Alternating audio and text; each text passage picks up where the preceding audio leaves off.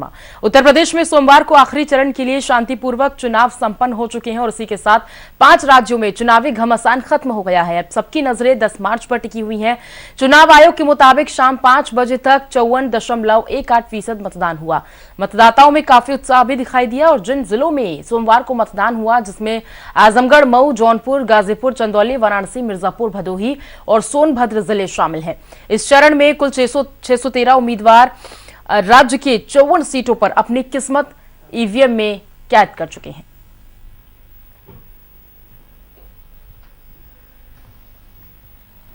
UP में CM योगी ने चुनाव संपन्न होने पर प्रदेशवासियों को धन्यवाद किया है। सीएम योगी ने कहा है कि राज्य में सामान्य निर्वाचन संपन्न हुए हैं।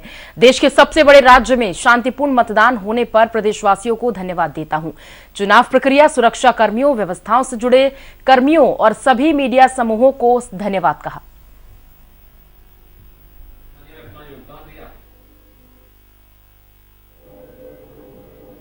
व्यवस्था से जुड़े हुए जितने भी शासकीय कर्मी थे या प्रत्यक्ष अप्रत्यक्ष रूप से जिन लोगों ने इस पूरी प्रक्रिया को शांतिपूर्ण ढंग से आगे बढ़ाने में अपना योगदान दिया, उन सभी को भी मैं हृदय से धन्यवाद देता हूं और पूरी प्रक्रिया की कवरेज को,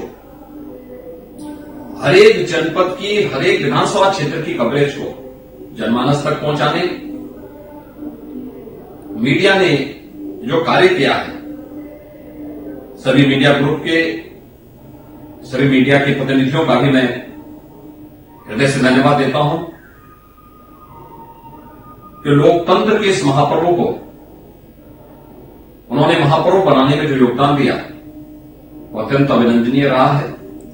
मैं एक बार फिर से शांतिपूर्ण तरीके से उत्तर प्रदेश विधानसभा चुनाव के 7 चरणों के मतदान की प्रक्रिया के पूरे होने पर मैं भारत निर्वाचन आयोग, निर्वाचन प्रक्रिया से जुड़े हुए सभी लोगों को हृदय से धन्यवाद देते हुए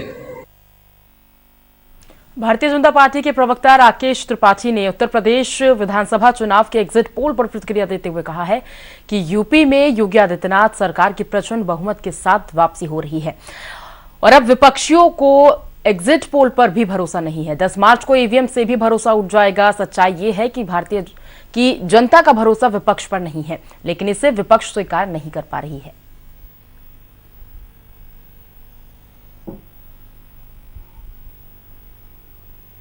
एग्जिट पोल ने यह स्पष्ट कर दिया है कि उत्तर प्रदेश में योगी आदित्यनाथ जी की सरकार प्रचंड बहुमत के साथ उत्तर प्रदेश में वापस आ रही है और अब एग्जिट पोल देख करके फिर विपक्षी दलों के कलेजे पर सांप लौटने लगा है। अब विपक्षी दलों को ओपिनियन पोल की तरह ही एग्जिट पोल पर भी भरोसा नहीं है।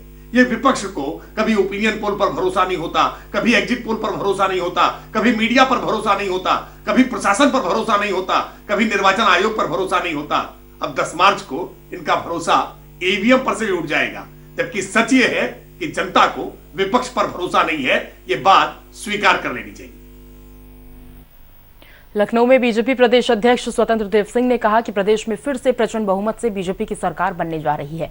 प्रदेश के लोगों ने पीएम मोदी और सीएम योगी पर भरोसा जताते हुए बीजेपी के पक्ष में मतदान किया है। सरकार बनने पर और दोगुने जोश में लोगों के हित में काम किया जाएगा। 7 चरणों में मतदान संपन्न होने के बाद ये कहा गया कि सरकार के कामों को लोगों तक पहुंचाने का काम कार्यकर्ताओं ने किया है। इसके लिए कार्यकर्ताओं को बधाई और साथ ही उन्होंने कहा कि इस बार भी बीजेपी 300 के पार सीट जीतने वाली है।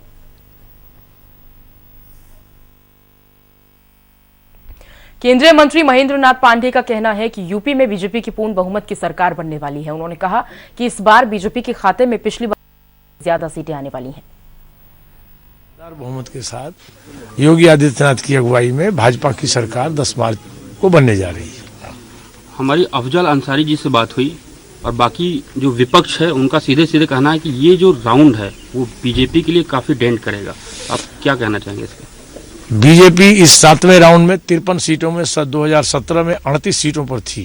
बीजेपी एंड एलायंस पार्टनर, मैं अफजाल और ऐसे जातीय सांप्रदायिक राजनीति करने वालों को, माफियागर्दी की राजनीति करने वालों को बताना चाहता हूं, बीजेपी 40 से एबव जाएगी। विधानसभा चुनाव की मतगणना में वीवीपैट पर्चियों के ईवीएम मिलान की मांग पर सुप्रीम कोर्ट कल सुनवाई करेगा और सुप्रीम कोर्ट का ये कहना है कि परसों मतगणना है और इसीलिए हमें देखना होगा कि अब कोई नया आदेश दिया जा सकता है या नहीं। दरअसल याचिकाकर्ता ने मतगणना की शुरुआत में ही वीवीपैट मिलान की मांग की थी।